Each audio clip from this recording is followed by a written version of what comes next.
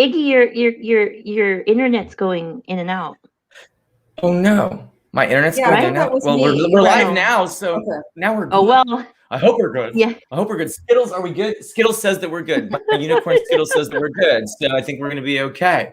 Today, welcome to the Misfit Toys Comedy live stream. We have the talented and beautiful Lin Sun and the amazingly talented and hilarious Pauline Yasuda. Hello, hello, snap, snap, snap, some jazz hands. So we always start the show to breakfast and BITCH. We're reclaiming the word. We're spelling it out, not saying it. What's bizarre, ironic, terrifying, crazy, or hard in your life right now? Because you know what? Life is a struggle. And if you weren't struggling, you're gonna be 6 feet under the ground. So, Lynn, what did you have for breakfast? What's your favorite breakfast? And what's BITCHing in your life?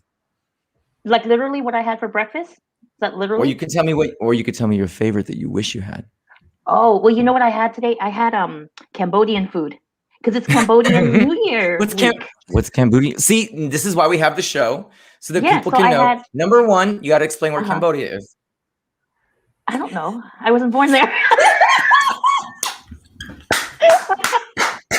I love it. She's like, I don't know where Cambodia is. I was not born there. Just because I'm Asian does not mean I know where Cambodia is. I don't. Okay. So Cambodia is right near Vietnam in Asia. So I know that. And near Thailand. I was born in Thailand. So I was born in the refugee camps on the way to America when my parents immigrated. Let's see. So Cambodian food. I had a sour soup with beef. And I had a Cambodian sausage with rice and coffee. And what's BITCH in my life right now is being a stay-at-home mom to a 4-year-old this whole pandemic. It's so funny that I was like, you know what? We've learned so. I put the microphone on. We've learned so much during this pandemic, right? Like we've grown so much. We learned that, like, unconditional love exists when schools exist. Unconditional love is conditional to the 8 hours a day that you are not in my house. I know it's Pauline, rough. Yeah. I don't know how you do it. I mean, that's why I have children. I have nieces and nephews, and I used to run a child care or a camp, a summer camp for kids where I could just like tag, you're it. I have a 4-hour limit. I have a 4-hour limit, and then I'm like, tag, I'm out. Pauline, breakfast and BITCH. Breakfast, I had like white people breakfast. Sorry, like salmon on a onion bagel with cream cheese. That's Jewish breakfast. Yeah, Jewish breakfast. Oh, okay, Jewish breakfast. Because I went to Costco and I felt fancy and bought salmon. I guess what's BITCH in my life is I felt so bad for my mom because she told me that because of all this Asian hate stuff going on. She's older Asian lady. She told me she was afraid to go for like walks in our neighborhood, and I find that, and that's just like terrible. Like she should be able to feel comfortable just being out and about in her neighborhood, I mean, I ended up thinking like, though the real thing is, it's like, she walks outside her door and she hears like this guy yelling at her, go back to where you came from. You're a terrible person. You don't know how to speak English. And I have to tell her that's dad. So just stop walking in front of his house. That's just not Asian hate. It's just, I hate my wife hate. But no, but seriously, she is scared. She truly is scared to go out. But a lot of the hate comes from my dad. So shout out to Cassidy. Oh my goodness. She's one of the Misfit boys. We love her. What's going on?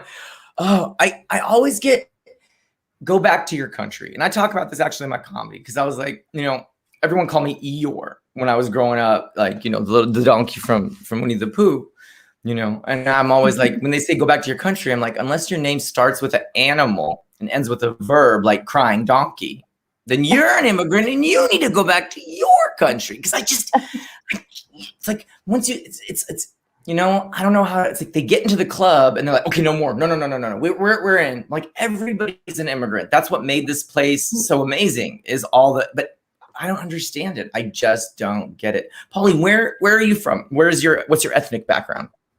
Well, my country's actually, and my dad, who is Japanese American, he's not technically Japanese because I think he went once for like a vacation in to Japan once, but he was born here in LA. I was born here in LA. So my mom is from Korea, though. She moved here when she's like about 30-ish or something like that. So, So you're Korean, Japanese American, but really you're from LA. Totally. My dad's he went to Hollywood High. Like, I mean, come on. I think like Carol Burnett was in his class like 2 years below him. Like she's in his yearbook. Like, oh, that's he's amazing. like the whitest person I know, but like he's Asian. He looks very Asian. I mean, this whole, I can't even say the word, but it's like I've never understood where this discrimination came from, where this misunderstanding or hate or what was I never got it. I never got it. But did you feel that growing up, Pauline, like in LA, or is it because like, because what people don't understand is that Los Angeles is the modern day Constantinople, Istanbul. It is the junction between the West and the East. And so Los Angeles is now what, Constantinople was several hundred years ago. It is that junction. And so it is the bridge between the East and the West. And did you find growing up in this modern day Constantinople pushback? It's really weird. I think growing up in Los Angeles was its own like really weird, strange bubble because I never really felt any type of like discrimination or anything to a certain degree as a little kid because everybody was so different. Like I went to public school, you go there, there's Hispanic kids, there's Black kids, there's Indian kids, like there's every race inside your class. And it's like white was not necessarily the dominant race per se within the classroom because it was just like this magical mix like all through school. And I think it was in college. I remember this statistically. I went to a Dave Matthews Band concert, which is a whole nother issue. And I remember I was walking back to the car with my sister and just out of nowhere, they were far away from us. We didn't even make eye contact or anything. I just heard these people yell at us, like, look at those chinks. And it was like, that was the first time, like, I think someone had used a racial slur on me and that was around college time. And it was just one of those, and I was like, it was so jarring. And because it was also like a Dave Matthews Band, like, why are there, like, it was just, the whole thing was just like so weird and just like gross feeling. And I think it was one of those things I was like, I can't imagine. And it's why I have like so much empathy for everything going on in the world right now. I feel like it's because like it was such a disgusting, like horrible feeling. And I can't imagine people who have to feel that like on a day-to-day basis. Like it took me up until like college to hear that. And I can't imagine hearing that from like childhood. When someone yells something like that, when you're walking and a slur like that comes out and you're going in your, like, can you break it down, the feeling, and then what is the response? Do you go up to them? Do you just swallow it down? Do you pretend it didn't happen? How did you react in that moment? I mean, I think I was so taken aback by it. And I was like, that can't, I think my first feeling was that it can't be directed towards me. Oh, see, I would have been like, oh, is he talking about my cheeks? Like, I would have been like, no, he can't be possibly saying cheeks, right? Cheeks. You have these beautiful cheeks, like you have these beautiful high cheekbones. So I was like, oh, he must be talking about my high cheek. Like, I would have misunderstood it in a positive way, probably. It was, I think now it's very different. I think then I just pretended like I didn't hear it or like, it was kind of like, oh, whatever. Or I think it was with my sister. We both were just kind of like laughed it off or something. But it was like just a really, I don't know, Lynn, if you've ever come across something similar where it just makes you feel like. Yeah. What is it? I want to hear that. Like, what does it feel like when someone just yells out something about your outside that you have no control over, that doesn't even know you or any, like, what was that feeling? I think it's just mostly like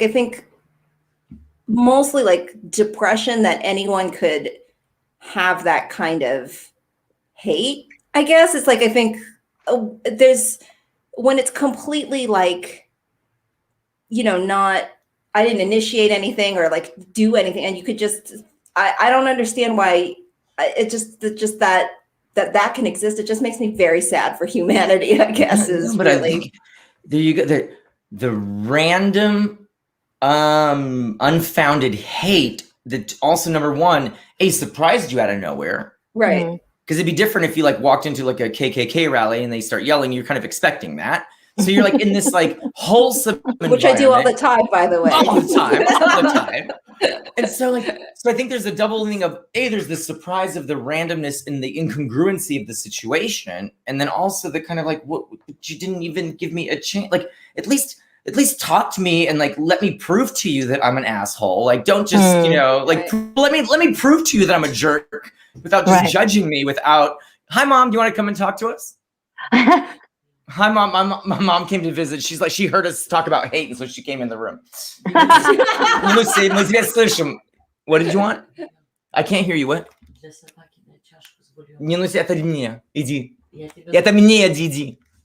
I love my mom because she like totally bombs all my shows. Ma, iди, go. I love you, mommy. I love you. I know. I already texted them. I love you. I like his flowers and his shoes. Oh yeah. See, okay. So talking about hate, right? This is my best friend Vidal. He was wearing these shoes from college. He's in Puerto Rico, and he was gay, and he was the dean of discipline in the Bronx, and he was unapologetically gay. And so if someone yelled out a racial slur like, "Oh, you faggot," he's like, "Bitch, who you calling a?" He didn't swallow it down and pretend it didn't happen. And so one night when he was coming back home from school, he lived in Harlem, downstairs from my brother and my sister-in-law. And someone started yelling slurs at him, and he talked back, and they followed him home and shot him in his apartment because he was unapologetically himself. And I keep these boots up here to remind me to be unapologetically myself. And when those moments happen, I fight. This is why I created Misfit Toys Comedy. This is why we do what we do, so that this doesn't happen again. And his legacy isn't for nothing. That people who are unapologetically themselves, people who don't take the hate, but say something, can do it and survive. And I not to get all dark and everything, but that's why I put on these like little fake IKEA flowers in here because we love and I remember it was so cute. These are the first, because we were both scholarship kids at Georgetown, like we were both immigrant scholarship kids, right? And I remember we went to the Pentagon City and I don't know if I should say this, but we didn't have a lot of money. So I stole my sister's Care Bear and I opened up its bottom, took out the stuffing, and I put a bunch of weed in there. And that's how we paid for books and stuff. And I would smuggle weed across from Denver to DC. And we bought these Steve Madden shoes, and I got a pair too from all the weed that we sold. And we were like, "Ooh, we're like rich kids now. We're going to be all cool." And so this was like, we made it. Like we made it, we made it to Georgetown. We got our nice shoes. We got our thing. We did it. Lynn, have you felt any of that pushback? Have you felt any of that hate? Any of that? Like, when was the first time that someone ever judged you without foundation, just randomly? Okay. So to be 100% open with all of you, I've never felt personally discriminated because I'm Asian. I've never felt that.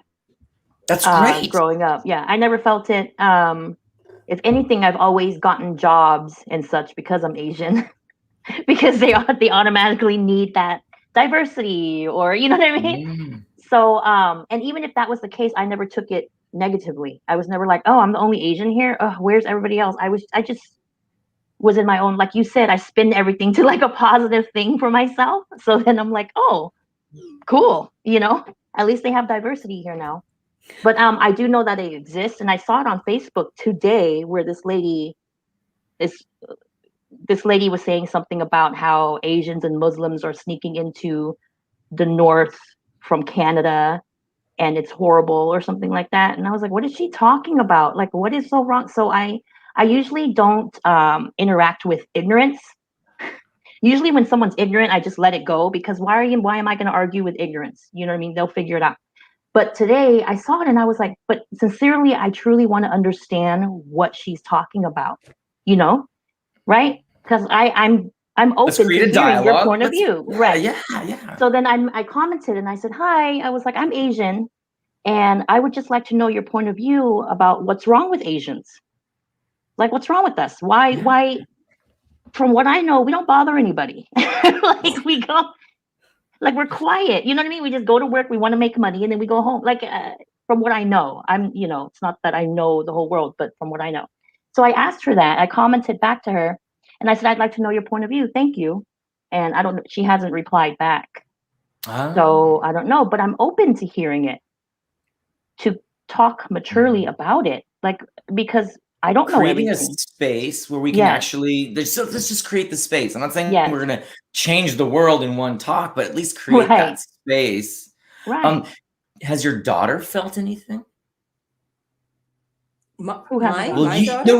Well, I know Lynn has a daughter too. Oh, I have a son. He just has. Oh, I'm sorry. I thought you had a son. I'm sorry. I don't know. I apologize. No, you have a very it beautiful happens son. all the time. You have a very beautiful son, because I see the Thank pictures of the you. thing, and never mind. He is amazing. So has he felt? I feel so embarrassed. I feel like he's ready with flowers right now. It happens all the time. Lynn, I feel so embarrassed. Oh my God. Iggy's all red.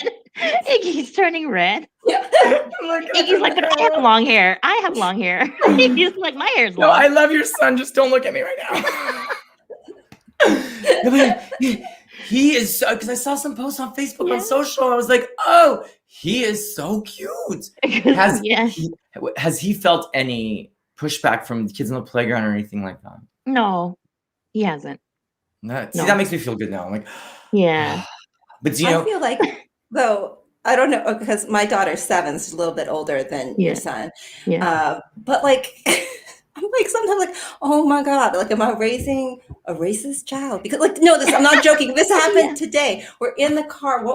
Because we were my family's coming over to watch Minari, the movie about Korean Americans. And I'm like, okay, my auntie's coming over and we're going to watch Minari. And she's like, oh, you mean the movie about the Chinese people? I'm like, dude, they're not Chinese. And she's like, well, grandma's from China. I'm like, no, grandma's Korean. I'm like, oh my God. Like, what have you're raising? I'm raising like a freaking, she can't tell the difference between the Asian. I'm like, you talk with your grandma like every single day. She's Korean. And we talk about Korea, you eat kimchi because that's what she makes. And she's like, well, grandma's from China. And it's the same thing, right? China, Korea, it's the same. I'm like, oh my God. It's like, I could tell her 100 times and she will always like default to China or like, I'm Chinese, or I'm like, I'm not, what have I done? You're like, I feel like a failure as a mother. I'm raising this like geographically ignorant Korean. What are you, child? I'm dying laughing. I'm dying. It's terrible, but it's true. What got you into comedy, Pauline? When was your first moment that you're like, oh, I'm going to do, because you've won so many contests, you've been on so many different stages, you've done so and you have such what I love is that you're so bold in your comedy, and what you do on stage is so daring. But yet on the outside, again, talking about perception, it creates this incongruency, this contrast, which I think also, helps amplify the laughter in the room, because you are so just boom courageous compared to you come on so like, oh, I'm just this powerhouse that's gonna shock and make you laugh. And I love it so much. But when did you know that this was a thing you could do? I've always loved doing comedy, like for as long as I can remember. And then when I went to college, came back, and then I was like, oh, I should do comedy, because I wanted to do acting, and like we were supposed to do like some type of improv work to do commercials or something.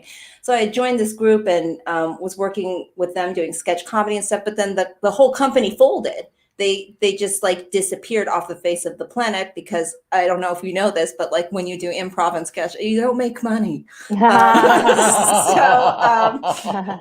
whole thing kind of fell apart. And then I just stopped doing comedy completely, because I'm like, I'm not joining another group. I'm not finding a bunch of people. Like, I'm too lazy to do that. Well, also, and I had always told myself I was comedy are the same, but they're not. Like improv and stand-up are not the same. Oh no, they're not at all. But I think what happened was, I missed just being funny. And I always told myself I would never, ever, ever do stand-up comedy, ever. And then I was working as a teacher. I got laid off. I had nothing to do. And I was like, I'm just going to see what happens. Like, let's just I'll take a class and then I'll probably never do it again, but I'll kick it off my bucket list. But, you know, and I'm sure Lynn and you both understand, when you go on stage and you have a great set, it's like crack, right? You keep going back, right? You can't stop. So, I mean, like, that's how it started.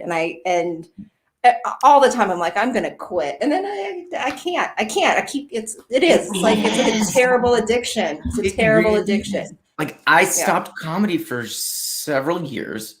And I was like, okay. And I opened a resort in Baja, Mexico, this eco off the grid resort. And when the pandemic hit and people, you know, travel, everything shut down, I created Misfit Toys Comedy as a way to create community and also a way to empower, you know, diverse voices. And I was like, I'm cool. I just want to be the coach and just teach. And I've been in this game for a second. I know the game.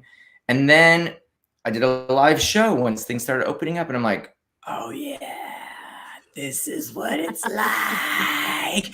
And I'm like doing shows again and again and again. And I was like, no, I'm done with comedy. I'm good. I just want to sit back and like educate and help people. And I get on stage and I'm like, oh, when can I do it again? So I totally feel that, Pauline. I totally feel that. Lynn, tell us about your initiation to comedy. Let's see. I was 38. So I started when I was 38, like 2 years ago, almost 2.5 years ago. And I started because I became a mom. And I was like, well, if I'm a mom, what's harder? What can be harder than being a mom? No, serious. That's literally my thought process. I'm like, if I can be a mom, I can do stand-up, right?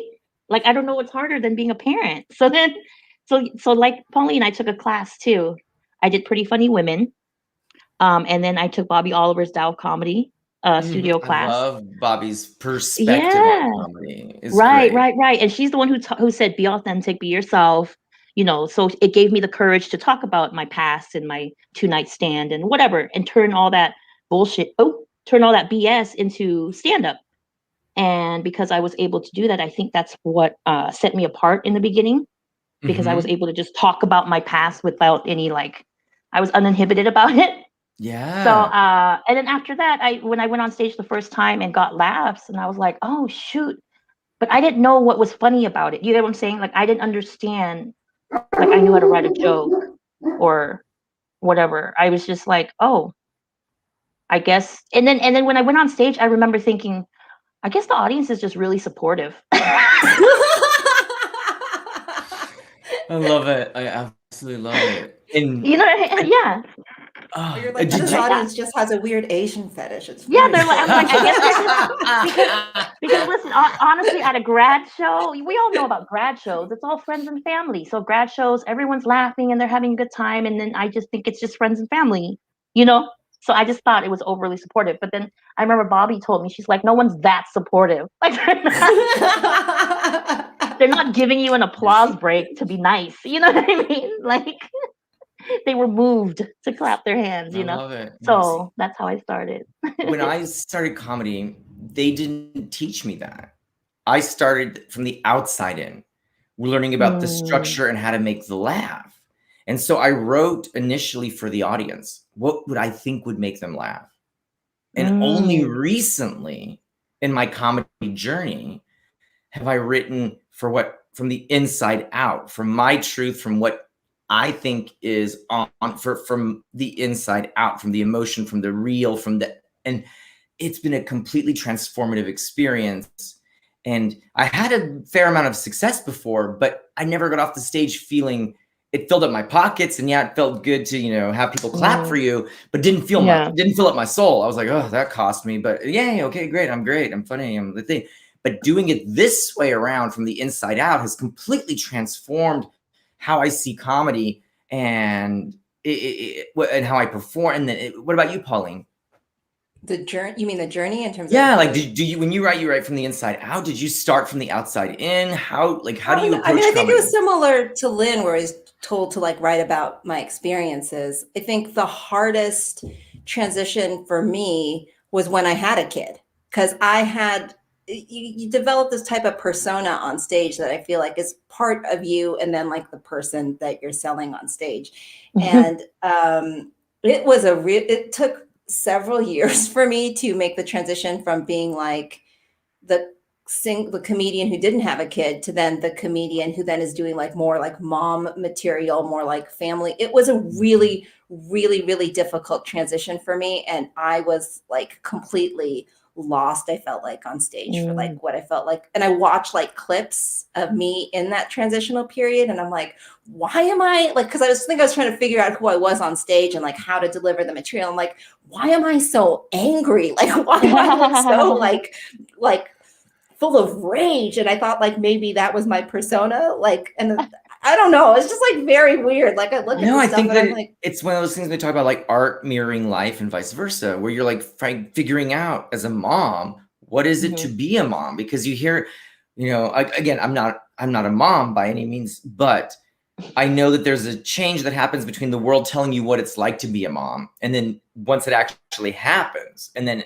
am I living up to this standard of what the society has told me to be? Am I good enough? And you are figuring that out. Am I wrong? Am I right? Tell me. Yeah. Well, I mean, it's like, and it's a journey, and it's like it's especially with comedy, a trajectory. And like, I think you mature and you develop in your writing. You know, I think in the beginning for me, like it was very simple to be like, oh, I look really cute, but here are my like really dirty jokes. And like, and then, you know, I mean, so it's like very easy just to write like a bunch of like, here's all this like horrible, dirty stuff, but look at me, I'm cute. And then I had a kid, and then it's like the slow, I'm like, well, who am I? Like, I'm not like, I don't want to do all that nasty stuff. mom. Like, yeah. You're like, I'm not right. a dirty, Like, I mean, mom. I could be, that's fine. But I was like, but I'm like, I don't want to do, like, there was this like weird period where I was like, the material kind of didn't match who I was on stage and who I was on. It was just like this big friggin' mess where I'm like, I felt like, I'm going to bomb all the time because I can't figure out how to present this material properly or in the right voice. And it just felt like, I'm like, what am I doing? Like it was just this very weird, strange.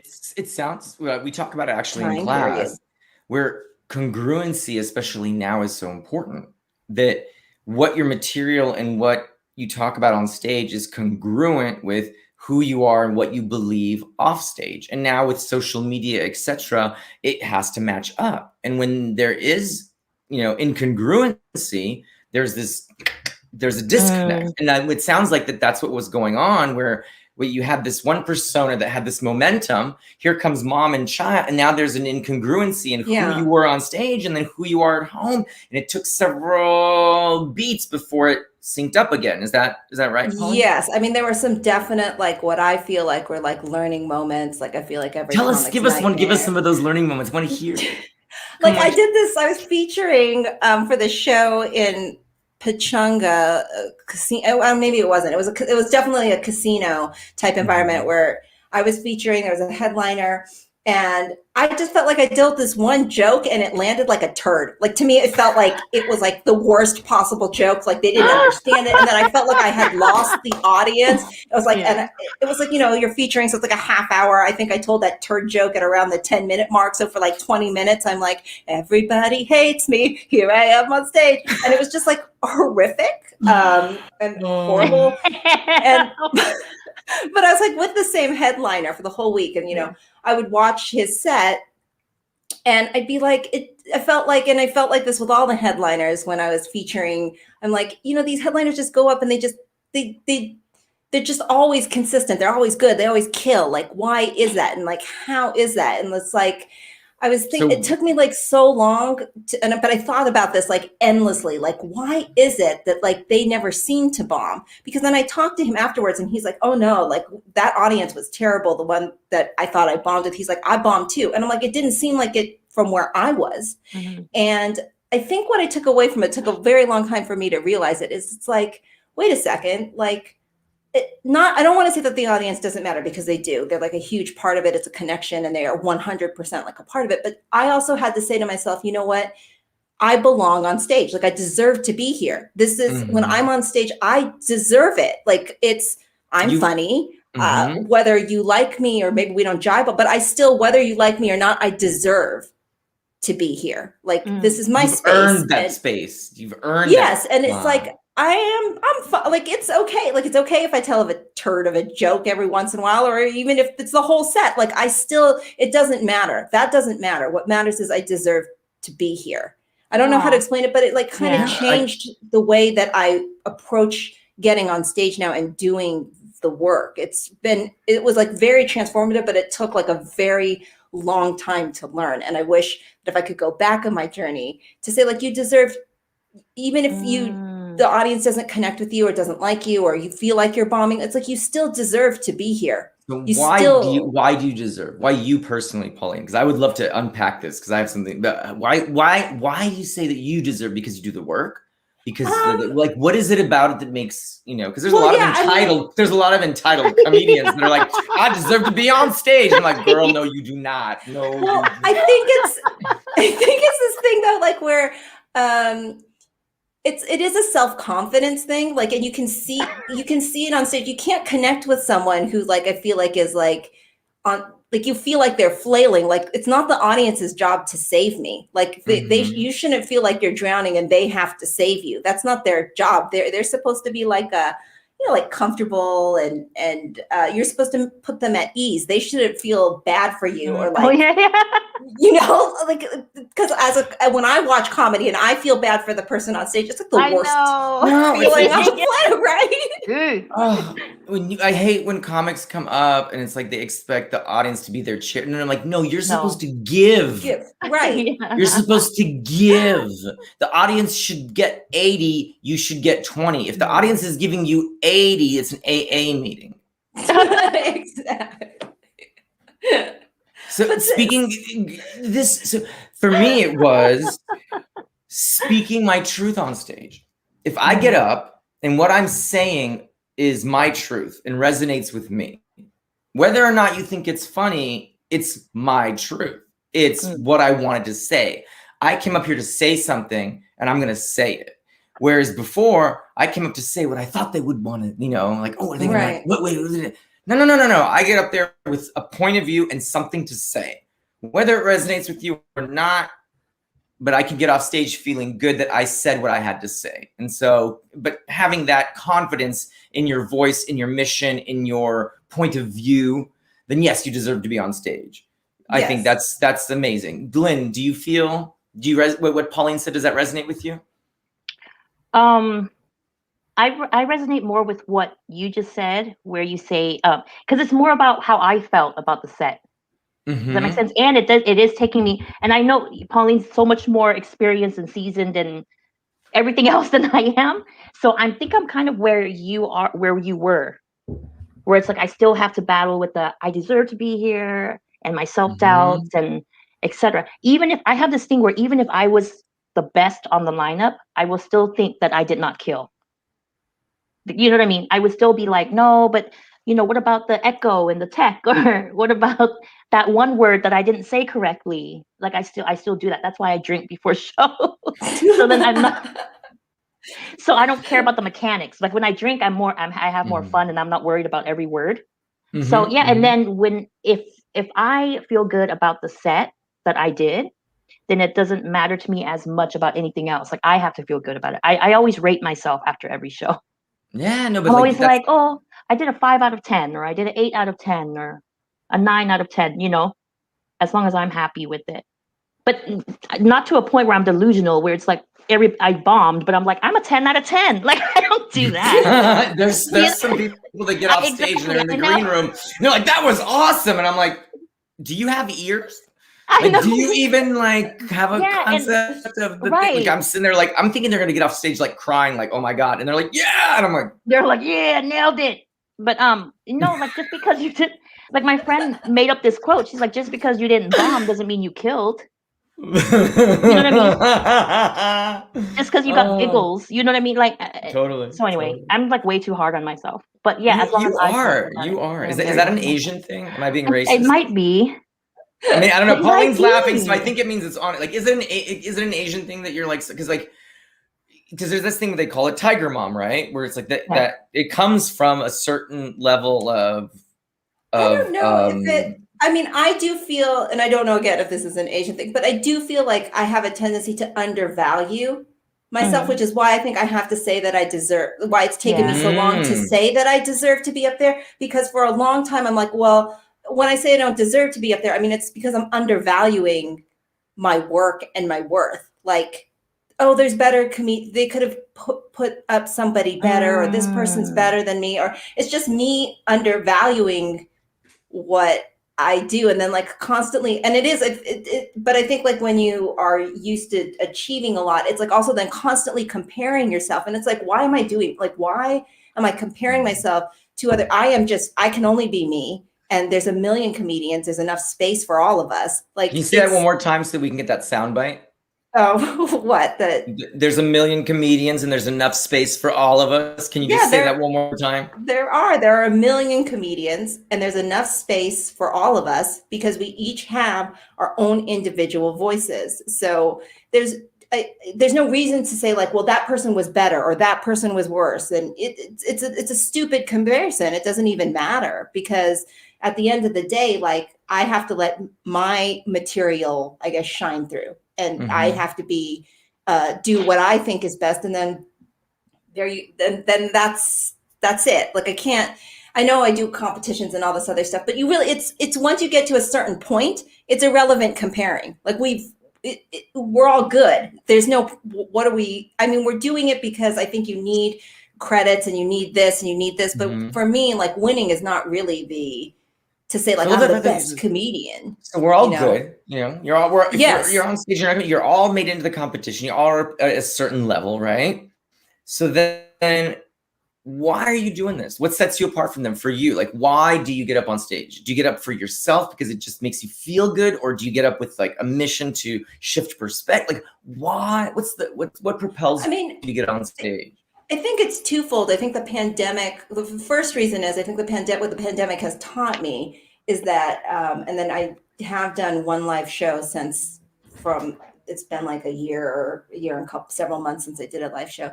And it's like, I realized after I did that live show that like, I have to do it. Otherwise I will, I don't think mentally I need to have that outlet. Like if I don't do it, like I will, or it has to be something, I have to find something else because for me mentally, I have to do it. And I don't know how to explain it. It's not therapy because I go to therapy. So it's something else entirely, but I need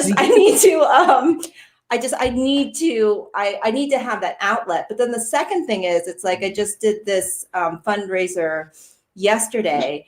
And, the woman afterwards was like, oh man, like that was great because it felt like I was hearing my story's being told, she was like, I don't do comedy. So I feel like, the more people you can say that I hear your story, we're relating to each other so that, my story isn't just my story. Many people have that story.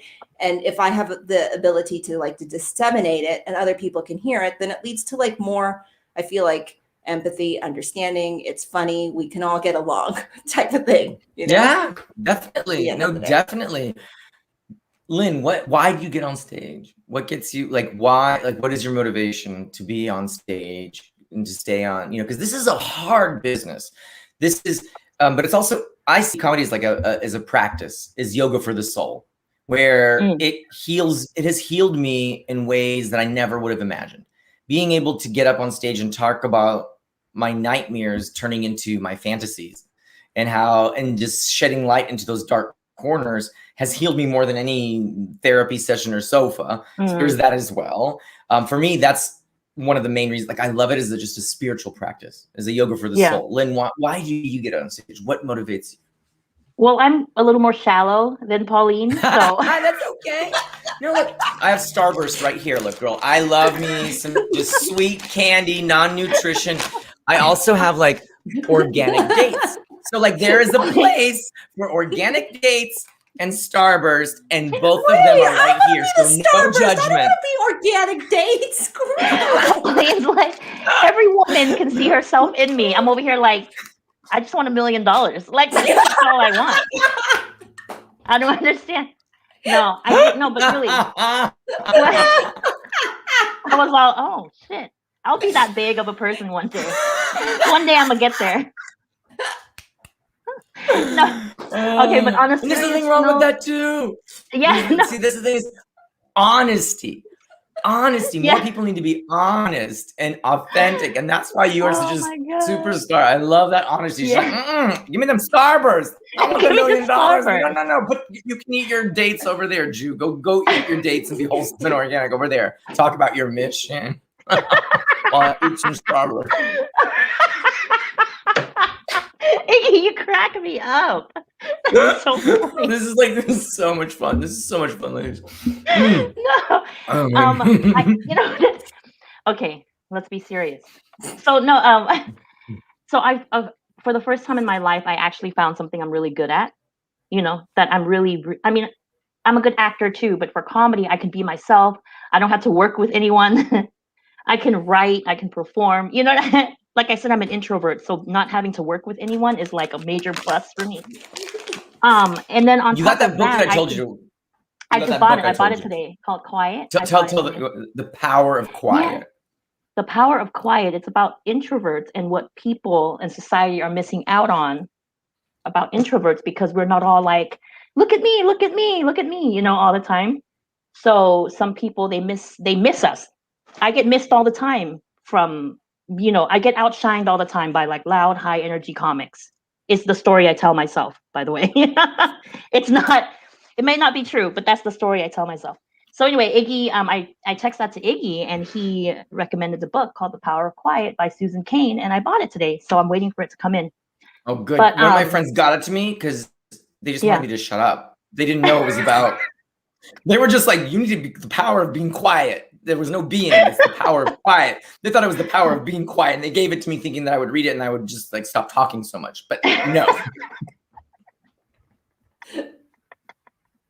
You're like, I just wanted to review this book. But then when I read it, and I was like, oh, quiet people are very powerful. I need to be scared of them. Yeah. I was loud when I was drunk in my 20s, but that's besides the point. But no, but I think honestly now I think about finances a lot because I'm a single mom. So if I found something that I'm really good at and I can learn how to make money from it and live my dreams, that's what I want to do, And I have this like everyday woman thing about me where other people watch me and they're like, oh, I can do that too. So on the organic date side of everything, I do want other people. We're there. Yeah, there. I do want people to. I should not eat that on camera. That is not look, cute. Yeah. And be like, oh, average lady. I can do that. I can go on stage and live my dreams or whatever, So, but money first. I need that money. See, I don't have a child. That's the thing. If I had someone to support, I support my family. Yeah. But if I had, they're grown and I just help them. But there's a difference between someone who's grown that you're helping just like, prop up versus someone that you're like helping grow and flip. There's a difference between helping someone from falling down and helping someone completely build from the ground up. And that's another responsibility. So I think I would be more like hustle if I had that child. Pauline, what are the major milestones in your career? So the comedians that are watching is a lot of young comedians and other misfits that are in the studio that are newer to the game. What are some of the major milestones? When you hit those milestones, you're like, yeah, I made it. And the next day you're like, oh no, I got a long ways to go. I still feel like I got like a long ways to go. But you've had some moments where you're like, I made it, like World Series of Comedy, the thing where you were like, yes, I'm on my way. I don't know. I think those are like more personal things. I think it was, for me, like a big one was like when the first time you do a competition and you do really well, like that's, that just makes you feel like, oh, okay, so then my comedy isn't just friends and family who are laughing, like other people like appreciate it as well. Like, okay. I think another one was probably, when, I think like the thing is all you hear about, I feel like, are like these like, oh, comedy, like I did this, I did great. And I'm like on this rise, like I did all these competitions. Like I do remember very early on, like I think I've been doing comedy maybe even less than a year. It was maybe a year right around.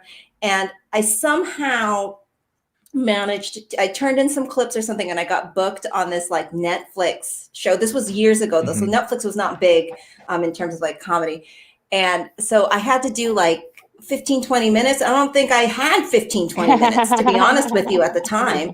But I did it, and it was like, and I got paid, but it was like so bad. It was like so awful. But I mean, it was, I guess, a milestone because it was the first thing that I had ever got paid for. I don't know whatever happened to it. I never saw it. It's so funny because I did Judd Apatow's masterclass during this pandemic. I signed up and I've just been like taking in all these like master classes and thing. And he talks about script writing. And he's like, what happens after the first time you write your script? That's when you start writing your second script. And then you write your third script. And too many people sit there and run around town with their first script thinking that it's just gold. Where it's like, no, after you got your first 5 minutes, that's when you work on your next one. And then and it's understanding that it's a process and it's cumulative. And it's not like, oh, I did this and then I run around trying to, and then exactly what happened. But wait, I don't know if I have 15. I don't know how to, so, but understand that process. I mean, I think in terms of the biggest milestone, I think it was like in 2019, right before the pandemic and everything, all that craziness, is when I did the San Francisco comedy competition and I made it all the way to the finals, because it was a competition that I had been wanting to do for a really long time. And I never felt like I was ready. So I'm like, I'm going to wait. And so every year I'd look at it and I'd be like, I'm going to sign up this year. And I'm like, no, I'm not ready. And I feel like I waited, but it was a good thing to wait. I guess that would be my recommendation. Like, don't, even when you think you're funny and you're great and you're hot stuff and everything, like, let it, like sometimes you just need to wait, because sometimes you only get that like one. You can do the competitions many times as you want, but a lot of the times, like when you're putting yourself in front of these people, like this will be their one chance to see you. That's your first impression. Yeah. So like you really kind of want to come out in some cases with like your guns blazing. Like you don't want to burn that bridge. So even when you think you're ready, maybe you're not. Like but it's like I tell people that because I'm like, before you knock on the door, you better be ready to walk through. Yeah. And there's a lot of times when it's like, I'll knock on that door for students or forever. I'm like, I'll knock on the door for you, but you better be able to walk through without tripping and falling. Because then now I look like the ding dong that lets you ring the doorbell. I should have just kept you off the grass and not even let you on the property. And I'm the one to let you into the gate and thing. And now I'm the ding dong. So no. And I love that. Lynn, Pauline, monologues.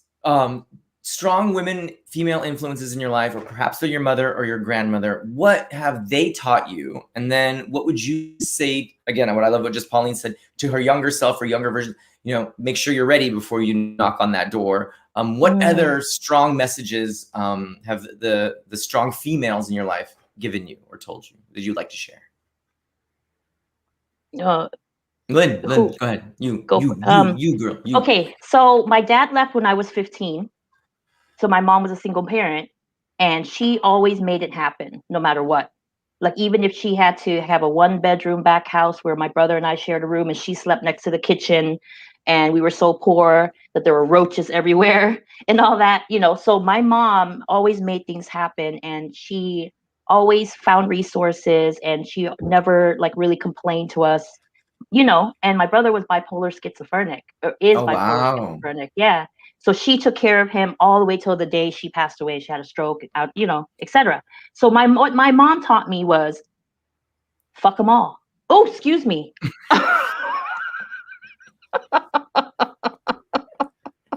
I'm she sorry. Tries so hard. I tried so hard. I made it so long. Yeah, just F them all. Just the dimples let you get away with it. The little dimples let you get away with it. Yeah. When I say it, people are like, but you can do it. It's the dimple. They're like, oh, so cute. She got so cute. No, yeah. So that's what she taught me, and that's what I've carried with me throughout my whole life. And that's what I would tell my younger self. F them. Do you? Do it with dimples. What makes you happy. Do you with dimples. Love it. Pauline, do you with dimples, because they gonna forgive you. Well, Pauline, what's your monologue? My mom is she is crazy. I mean, if there's anyone who inspired my comedy, it is my mom. She is full on a train of crazy. Like she's nuts. No idea. She tells she tells the most insane stories about like when she was in Korea, when she moved here, about like, and it's so wild and insane. You're like, it has to be made up. Like, there's no way it can be true. And then you like dig up a little dirt and you're like, oh my God, it's like 80% true. There's just 20% fudging, but like a lot of it is true. Like, she's absolutely a maniac. She's insane. And so I think like her crazy, there's no way I would be doing comedy if it weren't for her, because whatever her crazy is, I have it too. And I know that, like, we're equally nutso crazy. See, I don't like that word crazy because people call me it all the time. Like, and I was telling this all the time. It's like, they don't even have the decency to like do it behind my back. They like say it to my face. Just like, you're crazy. Igor's so crazy. This is crazy. And they're like, oh, I was hanging out with Igor. You mean like Igor? You know that jazz hands thing that everybody does on, on online Zoom comedy now? You always see the comments like, oh yeah. That's how people describe me. I saw it. I was walking into the Equinox in Hollywood and I saw something like, and then they were describing me. They're like, which Igor? Oh, Igor. And I'm like, oh, geez, that's so then I brought it onto the thing. But like, when I realized, like, I don't like the crazy. What I realized is that, for me at least, I'm coming in at 4K, like major information, and they're still like on dial-up, and they just buffer out. And of course, no one wants to admit that their bandwidth is like this big. And so while they buffer out, and that pinwheel says, "Oh no, you're crazy because I can't handle what you're downloading." Mm. Yeah, we're the crazy ones that are giving you more than you can handle. I'm sorry, your funnel is too narrow, and you can't handle the bandwidth. But I don't know. Do you agree? Disagree, Pauline? No, I mean, I think it's with my mom. What I love about her, she just has so much of this frantic energy. It's like it's contagious. Like, that's why I have it, and I think that's why she's been working at the LA Convention Center for like 40 plus years. Everybody there adores her, but it's because she has this like energy where she's like, she doesn't care. She loves telling stories. She's off the wall, like, and she has no filter at all. Like, I have like a huge filter. She has none whatsoever. And it's just, but I think it's like, it's very, like, people love it. It's just something that I think people are attracted to. I mean, you can call it crazy, you can call it insane, or whatever you want to call it, but I think there's something truly like magnetic about those types of personalities. Like, people say they want to hate it or they don't like it or want to hate on it, but truly, I think it's something you can't deny that you love. You know, it's this amazing, like nuclear like power that, yes. The hard part is when you're a nuclear generator, sometimes the rods don't go down and you go Chernobyl. Exactly. You just, you got to be able to you got to be able to control it slightly. Moving forward, as the pandemic is lightening up, I noticed that the pandemic this is a moment that I had. I was doing a bunch of comedy shows, and I'm on the 5, and it's just backed up. Like, it's just backed up. And I was like, first I was like angry. I was like, traffic. And I was like, oh, this means the pandemic must be getting over with. Yeah. I'm like, oh. And then I'm sitting there, I'm like, I don't know what's worse. Homeschooling children or getting stuck on the 5 and taking 5 hours to get to Los Angeles from San Diego. Because remember when there was like the moments in 2020 where you just like cruise down? Yep. Those are over. They're over. They're over. As we move forward, what projects are you working on? Lynn, I know you have a book out. Pauline, do you have any shows coming up? Tell us what's going on in the future for you. I want to hear about Lynn's book. Yeah, Lynn, tell us what your book. Oh my God, the book. Okay, so just quickly, I told Iggy, I'm like, I don't really promote the book because Stop. Not gonna let you finish that sentence. I know, but I want to tell them what you said. Okay, good. No, because I was worried that you were gonna say No. I'm gonna say it, but I'm gonna tell them what you said and how I had the revelation. So I told Iggy I don't promote the book because it's highly mediocre.